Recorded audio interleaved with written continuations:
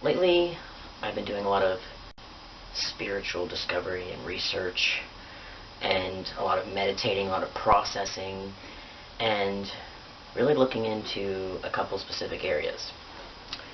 I found out a couple years ago, actually back up, I found out when I lived in San Francisco that I was a highly sensitive person. I read a lot, and I stumbled across a book at the library, called, like the highly sensitive person or something. They're also known as HSPs. So a highly sensitive person, it occurs too much in the population, I think, to be like an actual disorder, like in the DSM. But it's basically, a highly sensitive person is sensitive to sounds, to light, to people, to energies, to all kinds of things. Crowds often get to me. I kind of have a high level of anxiety. I feel drained being around people a lot. So the HSP thing made sense. So that, is kind of a first stepping stone on this building block of self-discovery.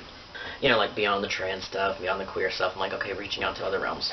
I started to notice, like, I am not like other people. Like, I don't want to be around people all the time. I stay at home all the time. I like to read and write and have real intense, deep emotional connections with people. And, I'd rather have, like, 3 really good friends than a bunch of acquaintances. I learned that, and I'm like, okay, I'm an empath. And then I met a friend who really kind of identified strongly as an introvert in Portland. And I was like, oh, yeah, I'm an introvert, of course, yes. And I thought, okay, most of the population are extroverts, but I'm not the only one, so that's okay. Because, when you're in college, there's that pressure to go out and drink and be this party animal, and that just wasn't me, and I'm a homebody, so I'm like, is there something wrong with me? But I enjoy people and being social. Also, I'm a social introvert. I enjoy people, but I don't enjoy small talk. I want, like, deep connections and large talk, I don't want to just, like, have a drink and just kind of talk about the weather. So I want to really get to know a person.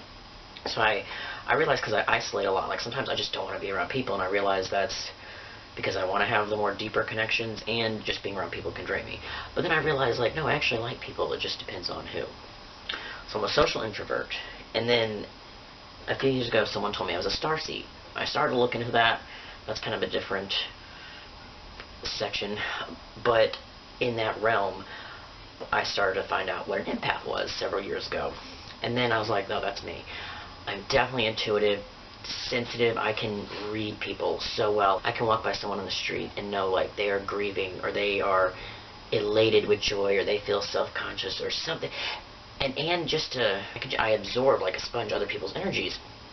And I was having a lot of anxiety these past few weeks, and I'm like, what is going on? And that's what prompted this kind of new spiritual mission discovery. I'm starting to read all these articles on being an empath and HSP and all this stuff, and then looking at videos from other empaths and just learning about it, and just, kind of educating myself, and then learning what I can do to not feel so overwhelmed by other people's energy.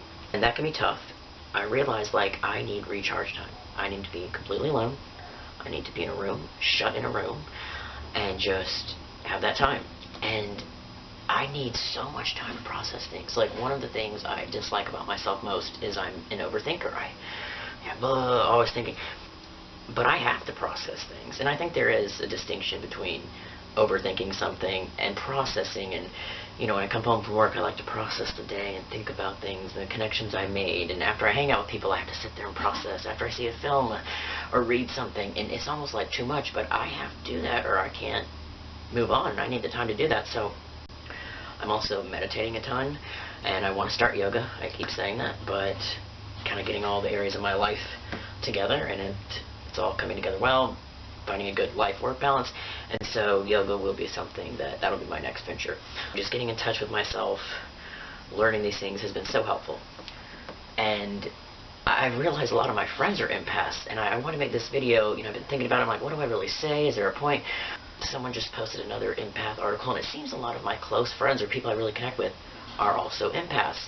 And then sometimes they're not, and that can be a challenge when you're so highly sensitive and other people, just aren't, and not any fault of their own. It's just that's not how they're wired.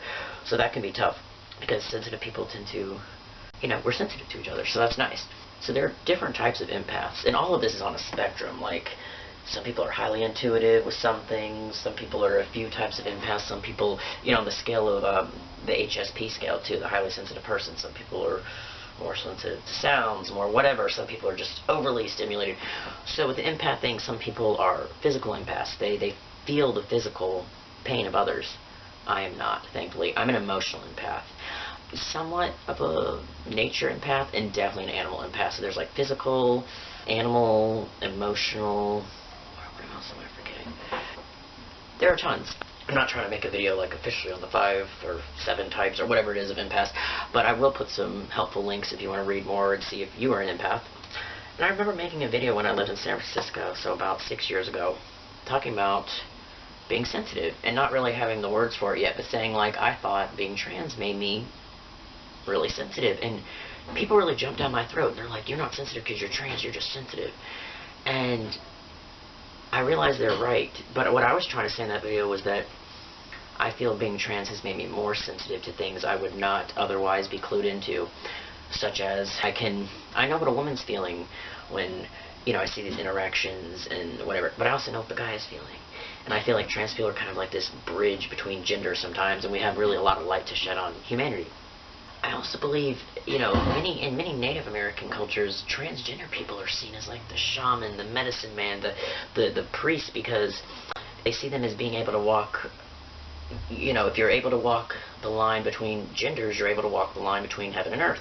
So I feel my transition, me being trans, has definitely contributed to my sensitivity, but they are right in that I am highly sensitive as it is, just as a person, because I was always this way, but now it's good to have a name for it, and then to know what to do with it. And sometimes it's overwhelming. Sometimes I just want to sit in this room and just be like, and not be around people for days, but I'm learning to meditate, find my roots, and just be zen.